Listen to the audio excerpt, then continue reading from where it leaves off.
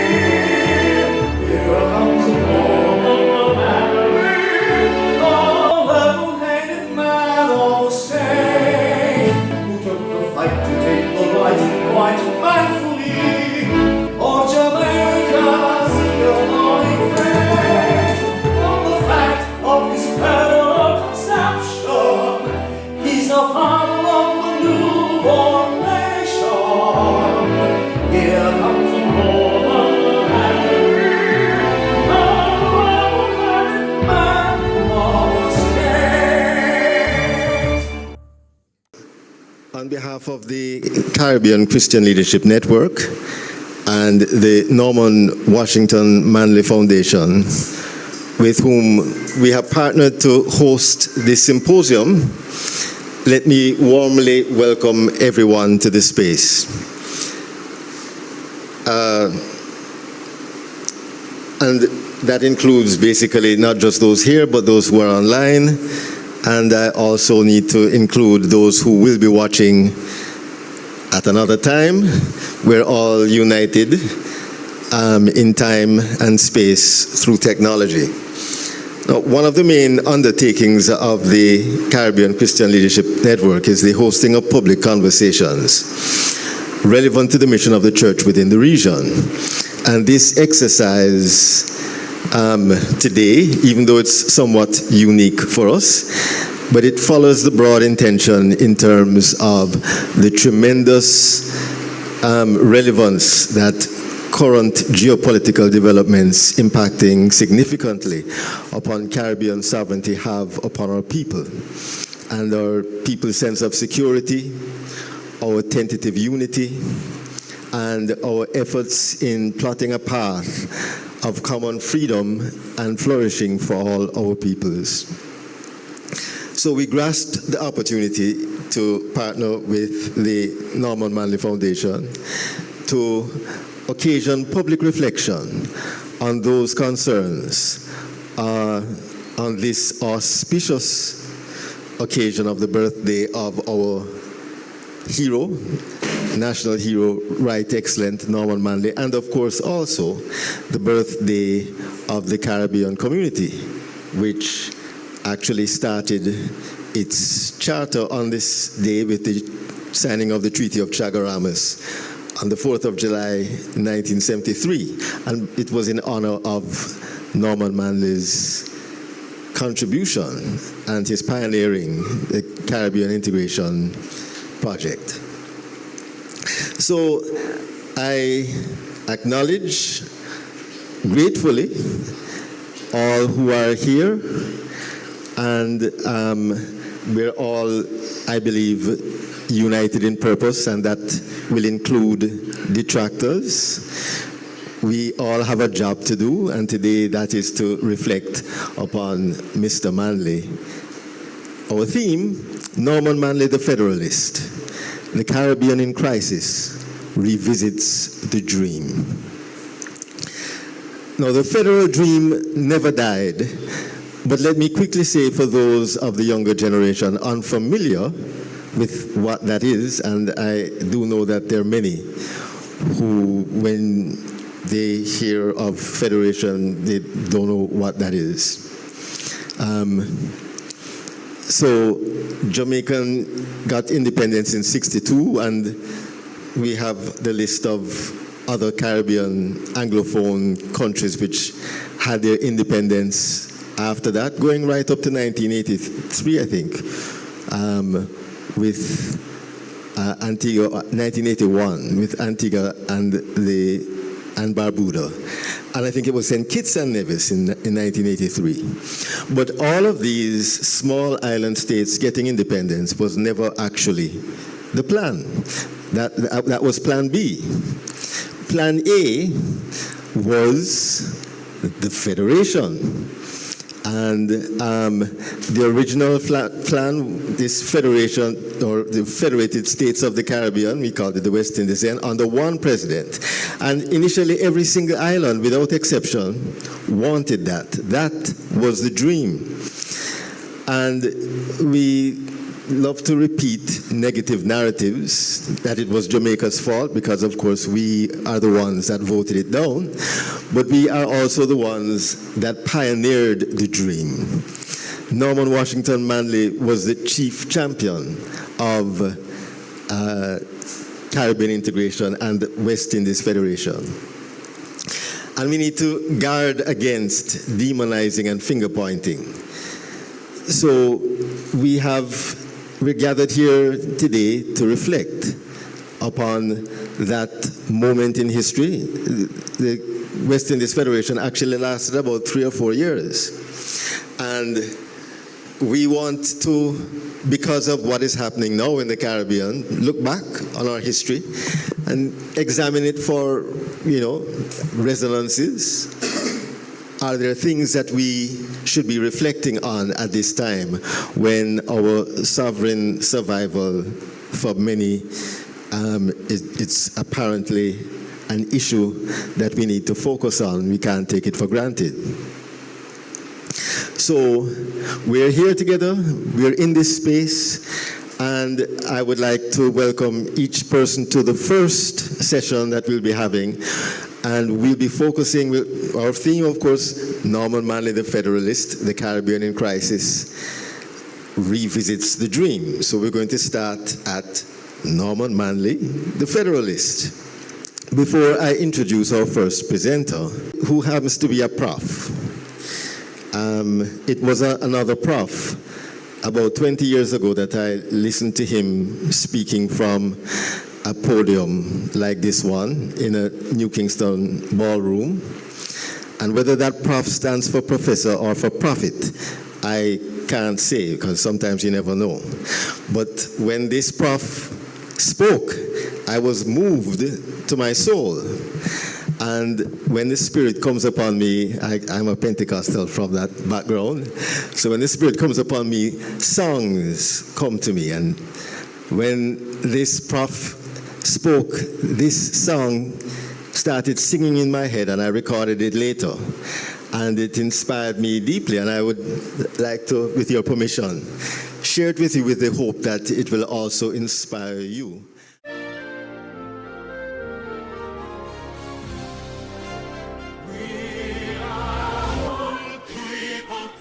In the fibre of one struggle for freedom to stand and be one power, charging our own destiny. We are uniting by one vision, pressing ahead in our one mission to bring to fulfillment our one true desire, the grand goal of our history. One love, one song, one sea.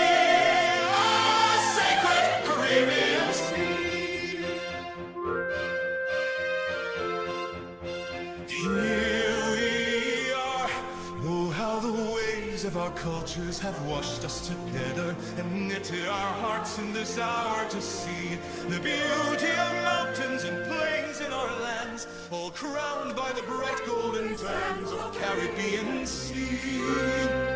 Now we know what our ancestors have told us. Their dreams now uphold us, for here we stand, every race and religion of man, now joining hands across these islands in deep blue Caribbean Sea.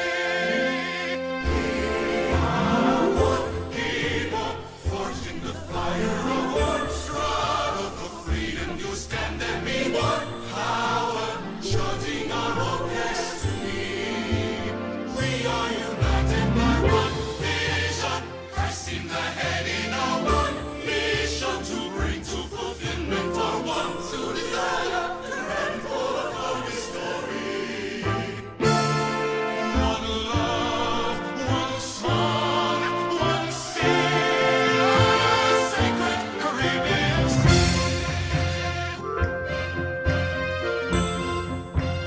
We have come from myriad positions and places, but now we embrace this our mission's plan that now seizes our souls, and faith in our age and our lands to unfold, from dazzling difference to merge as a strong family. We are right, recognizing collectively strength is in unity. We will survive not because of our size, but our determination to strive for the best that is common to man in these isles of the sea. We are one people, forged in the fire of one struggle for freedom. You stand and be one power, charting our own destiny. We are united by one vision, Christ in the head in our one mission, to bring to fulfillment our one to desire, the grand goal of our story. One love, one song, one sea, sacred Caribbean Sea.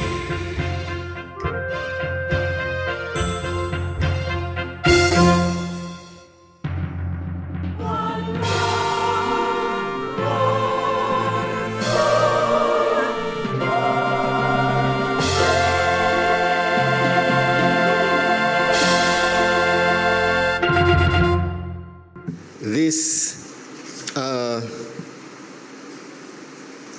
prophet, or I should say prof, was actually Professor Kenneth Hall, who shortly after that became our Governor General.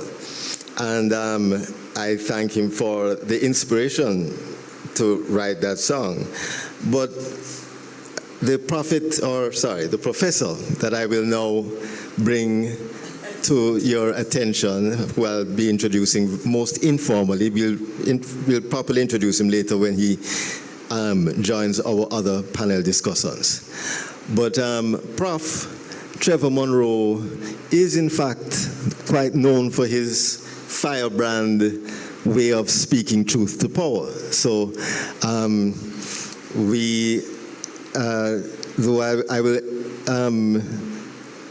I'll introduce him as professor, and in fact, some may claim that his professions over the years have fundamentally changed. But what has been consistent has been that firebrand capacity and fearless and courageous spirit in challenging corruption and oppression at its core. One of Jamaica's most brilliant sons. Let me welcome to share with us his recollections of Norman Manley, the Federalist. Professor Trevor Munroe, please welcome him.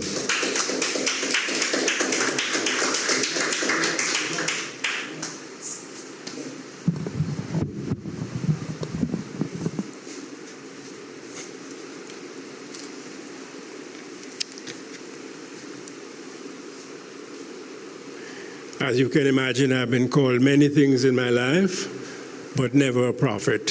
So I thank you for making the correction, Yakengele, as a professor.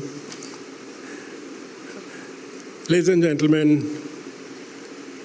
sisters and brothers, those of you who are here present, as well as those who are online and who shall join us later.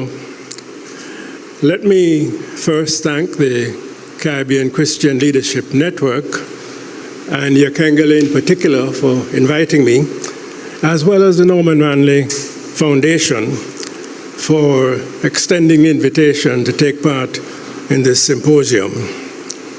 I also want to thank you for being so brief in my introduction. Yakengele didn't take away any of my time. Sometimes these introductions are longer than the presentation, so I'm happy you didn't fall into that trap.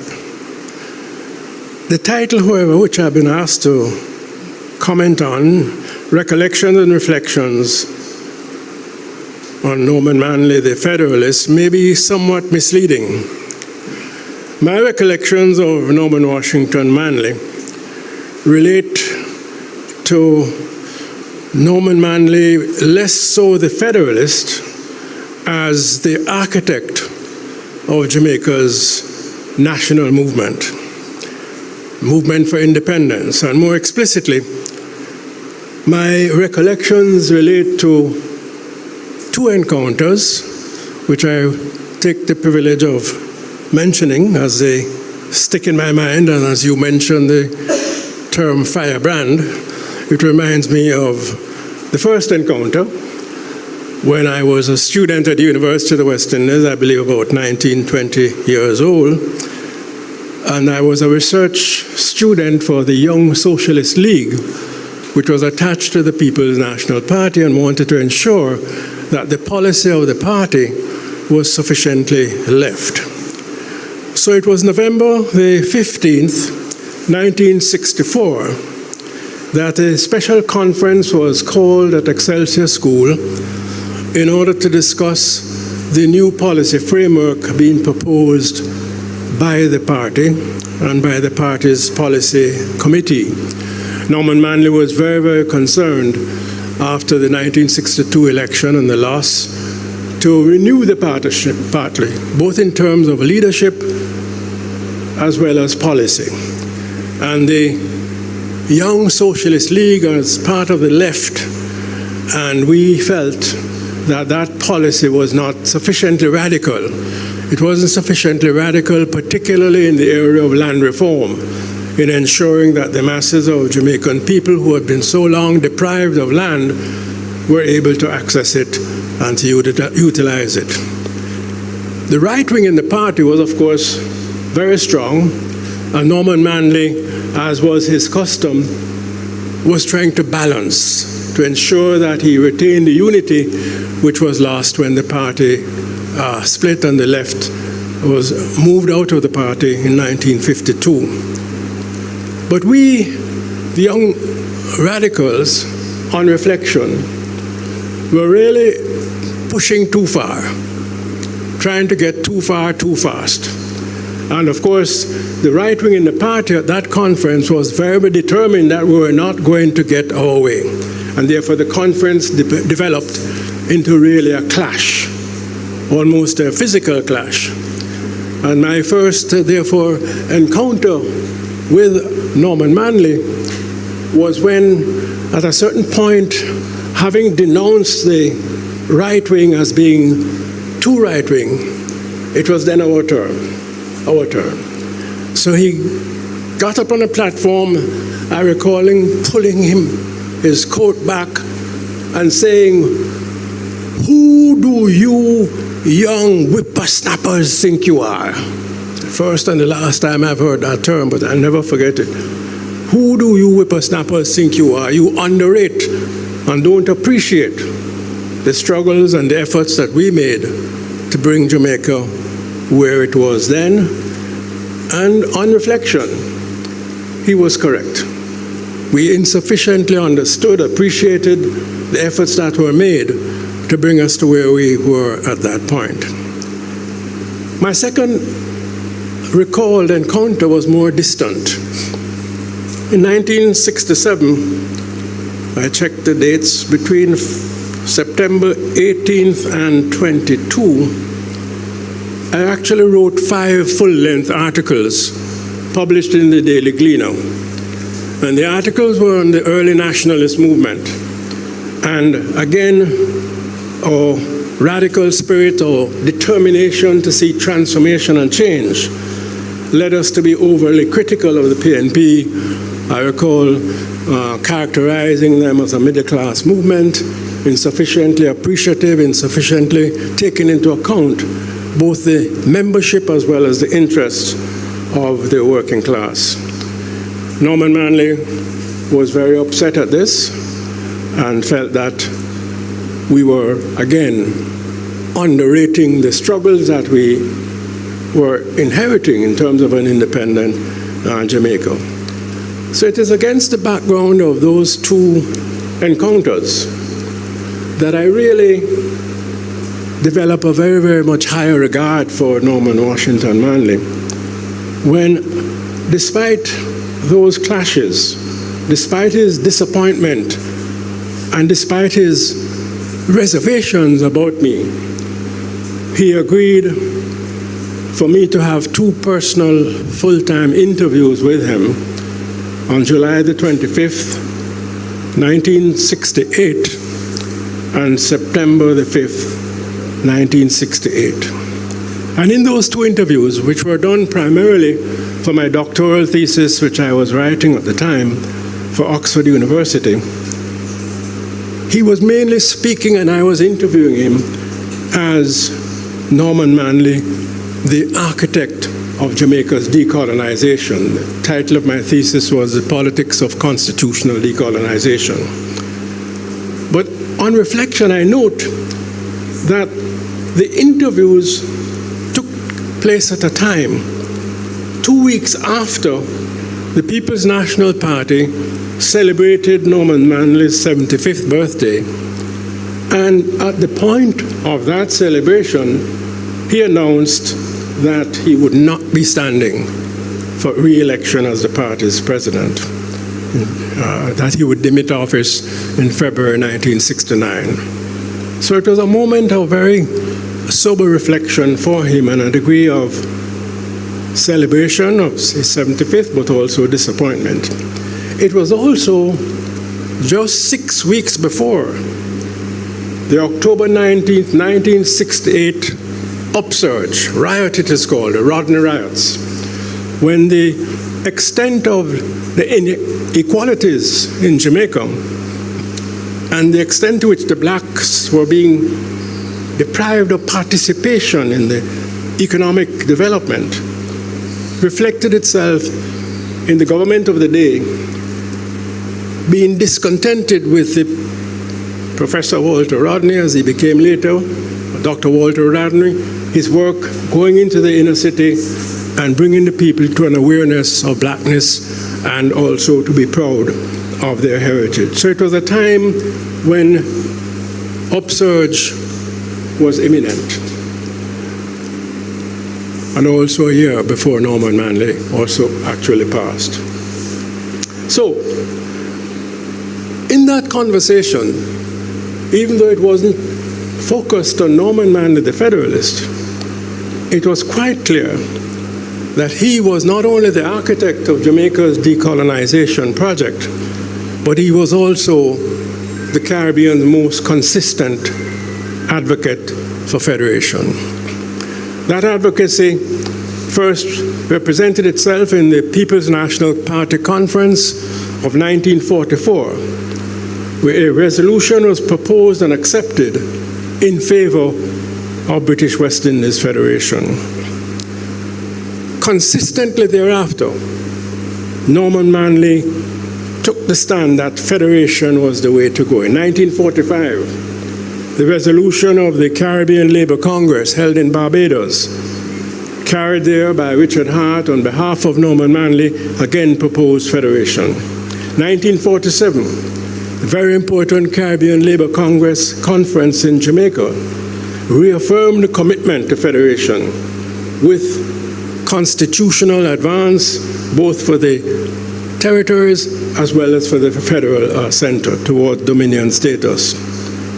It was in September 1947 at that Montego Bay conference, in his continued advocacy for federation, But Norman Manley made a statement which I want to quote as one still relevant today.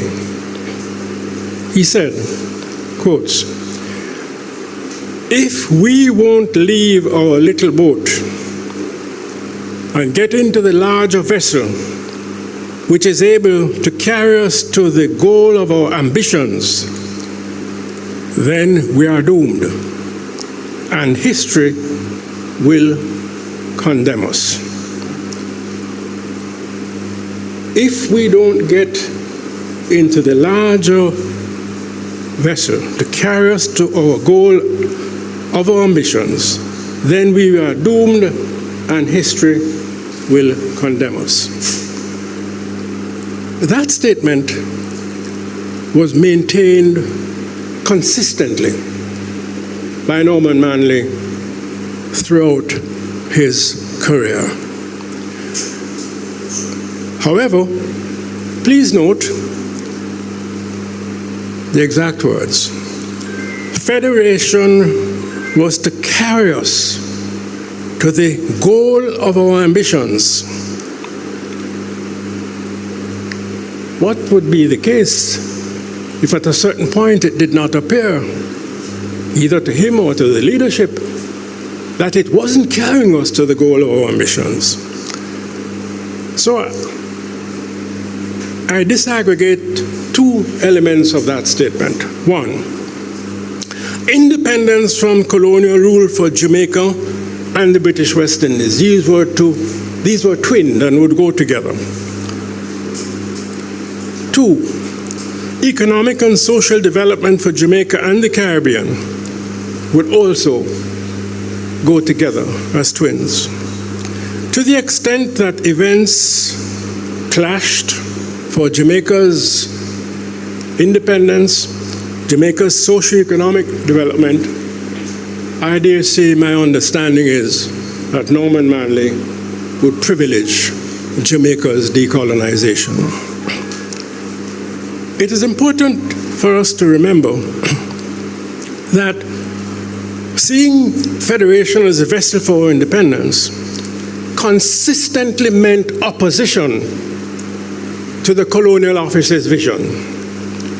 Because the vision of the colonial office across the colonial empire was that federating the colonies, whether in Central Africa, East Africa,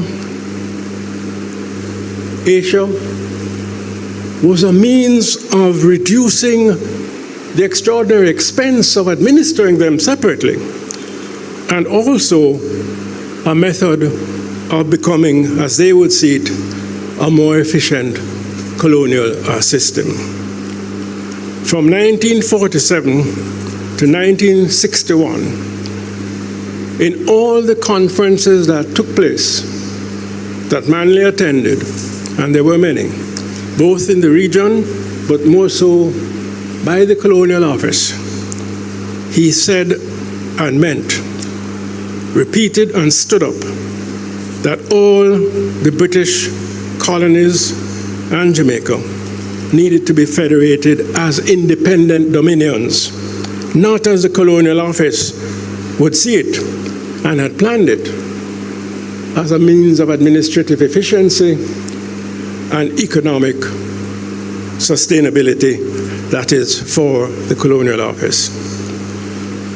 So that's the first issue in relation to the perception of an independent federation rather than a federation to facilitate continued colonial administration. In relation to socio-economic development, Norman Manley, the Federalist, modified his views in accordance with his concept of Jamaica's socio-economic needs and in relation to, in his own words, the need to fight anti-federal sentiment in Jamaica. And let us recall that that sentiment was embryonic, but it was always there. It reflected itself in the words of Alexander Bustamante, then the chief minister. Manley was not even in the House of Representatives at the Montego Bay Conference.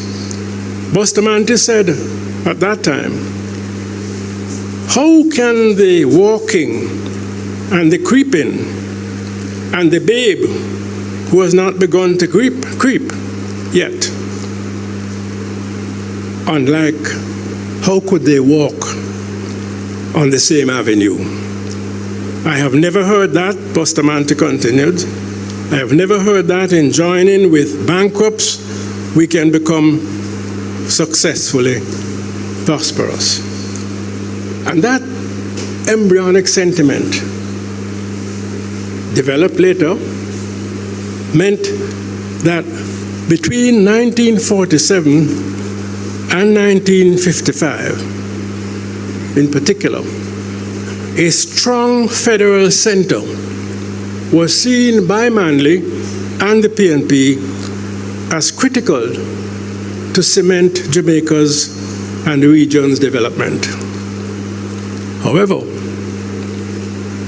1957, Jamaica's economic growth began to take off. Bauxite mining, tourism, industrialization by invitation accelerated Jamaica's development and therefore created the issue of ensuring that that development would not be hampered or frustrated by engagement in the Federation. So that following the Norman Manley victory and the PNP's victory in 1959, Jamaica's economic development, its beginning of the boom, began to take center stage. So much so that in the first federal election, the first elections to the federal parliament in 1958, Norman Manley, who all expected to be a candidate as the leading advocate for federation, he declined to stand for election to the federal parliament and indicated that he had to stay in Jamaica for two reasons: to protect and to guide Jamaica's continued accelerating socioeconomic development, but secondly, to fight against anti-federal sentiment that was growing in Jamaica in the person of Bustamante and his immediate followers. So he felt that going to the federal center would reduce his presence and therefore his capacity to resist that anti-federal sentiment. Both socioeconomic boom and the fight against anti-federation sentiment led to a shift in the PNP and Norman Manley's stance from a strong federal center to one that would be incapable of intervening in any negative way, most of all by taxation, in Jamaica's economic development. Norman had previously been a part of the process which proposed a central and strong federation. So the price was heavy to stay, propose a weak center, and stronger representation in the federal parliament. Again, the Jamaican anti-federal opportunism was saying, look, we're much bigger than them. We need more space, we need more talk in the parliament. But moving to those two positions, a heavy price was paid by Norman Washington Manley. First of all, it fractured a very important relationship between himself, Eric Williams, and Grantley Adams. Relationship amongst the leading advocates. And secondly, federation then became portrayed implicitly, not as an essential means of Jamaica's development, but as a potential threat, a potential break against which Jamaica had to protect itself. This leads me to look at what I call the final chapter of Norman Washington Manley, the Federalist. 1960, May 30, the day when the by-elections for St. Thomas to the federal parliament, the candidates were to sign up as such. Bustamante declared that the Jamaica Labour Party and the Democratic Labour Party, which was the federal counterpart, would not contest that St. Thomas by-election. Of course, he gave all the reasons that became even more familiar, that this federation was not really going to advance us, it was going to restrain us. But underlying that declaration of hostility to federation was the fact that the Jamaica Labour Party was out of funds. This has become more evident, in fact, some of their own publications at the time, that they, at that time in 1960,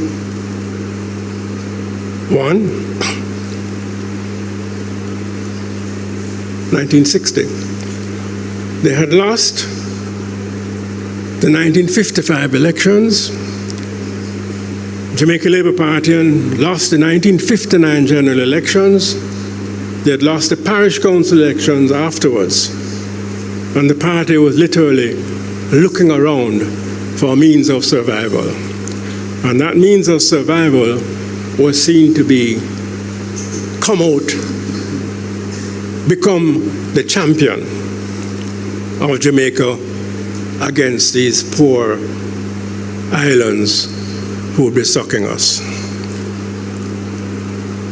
That same morning, within 1 hour, and in my interview, Norman Manley confirmed this, once he saw that report in the Gleaner, he decided then and there would have to be a referendum to decide the matter. Only this morning, I believe you sent out a YouTube interview with Rachel. I am learning from Rachel that Edna was not in support of having the referendum then and there. Rachel's YouTube interview is saying that give it some time to settle. And a very insightful comment. The people need to know more about this federation. Norman Manley did not relent. Rachel says that he was somewhat stubborn. Who am I to disagree with her granddaughter? May 1960 till May 1961, Manley did everything in his power to secure the conditions for Jamaica participation so that he would be able to say that we're going into a federation that does not threaten us but will continue to be an avenue of advancement.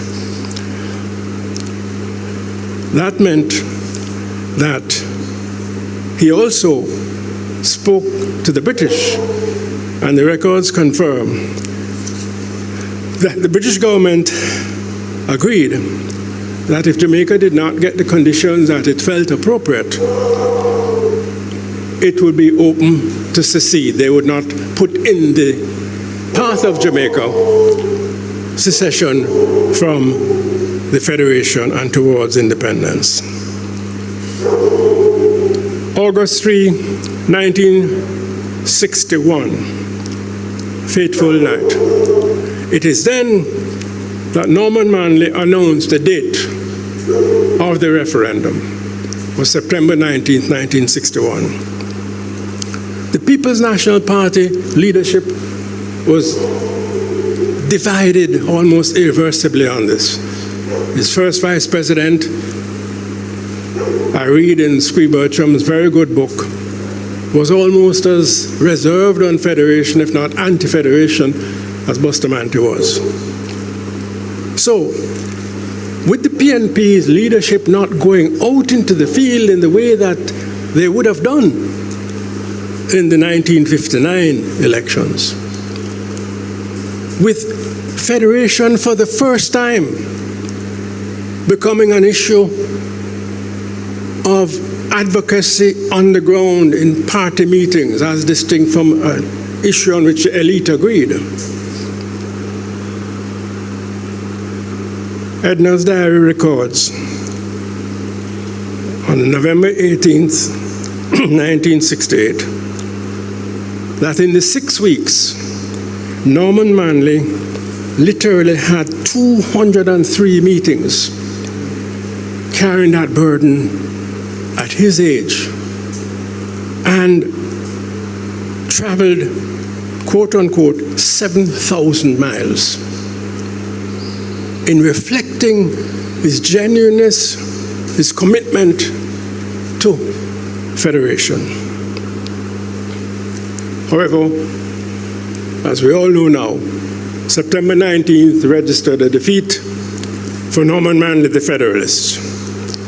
In my opinion, not so much a defeat by anti-federal sentiment, but by the consequences of the masses of the people not being engaged over a period of time on the issue of federation.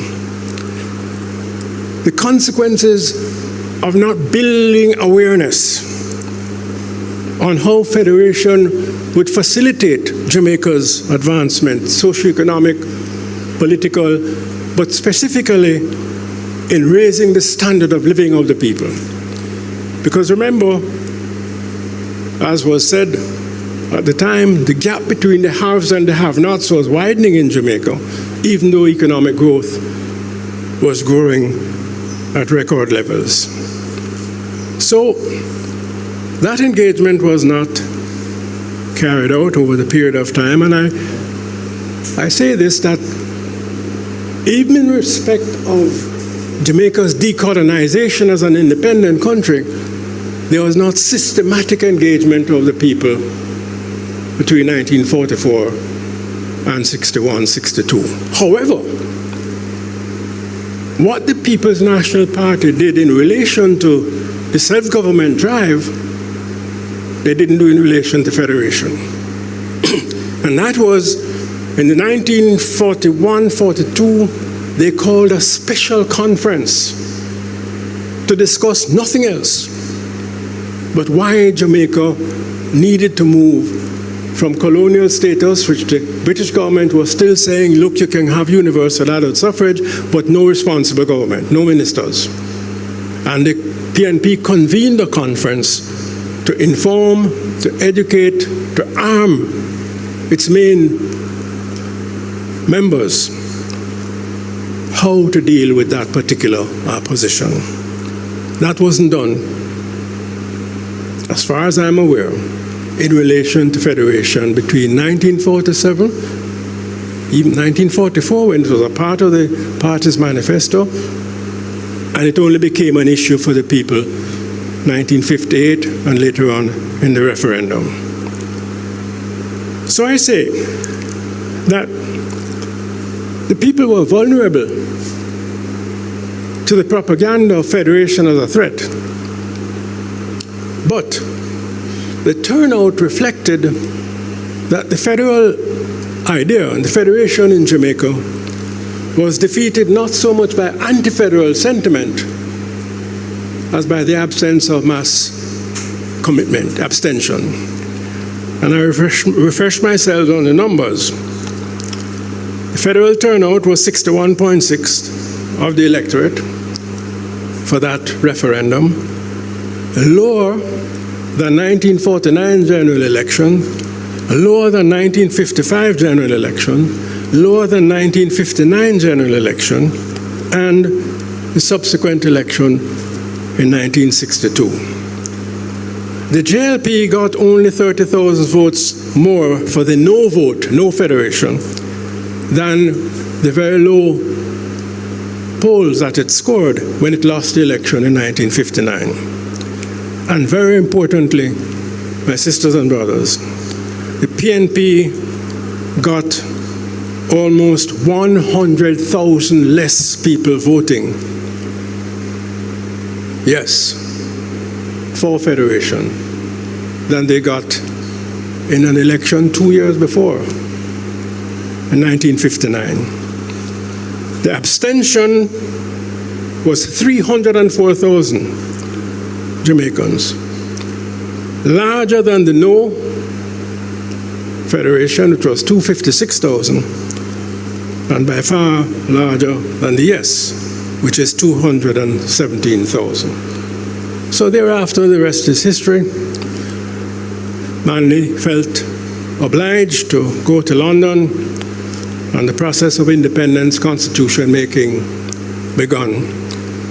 A process which, in my opinion, reflected one of the main weaknesses of the politics of the time: insufficient consultation, engagement with the general election. So, my main takeaway, which I believe of general relevance, is that for democracy to function in the public interest, then and even more so now,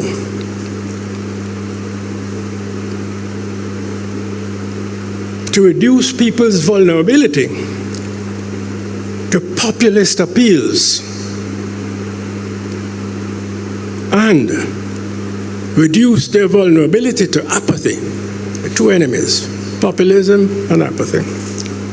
Consultation between leaders and led, public awareness building, citizen education is critical.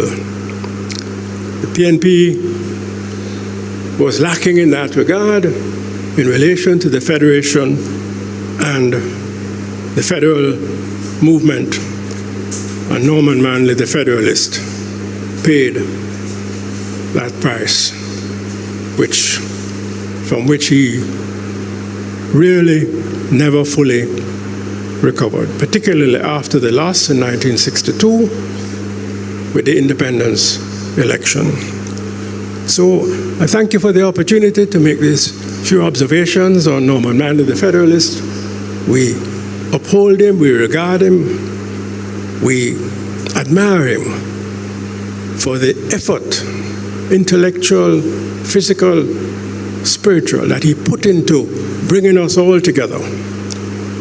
And it is for us now to apply whatever lessons can be learned to deal with a time and a complexity far greater than in 1950s and 60s, and requiring far more from us, the citizenry, and from our leadership than was required then.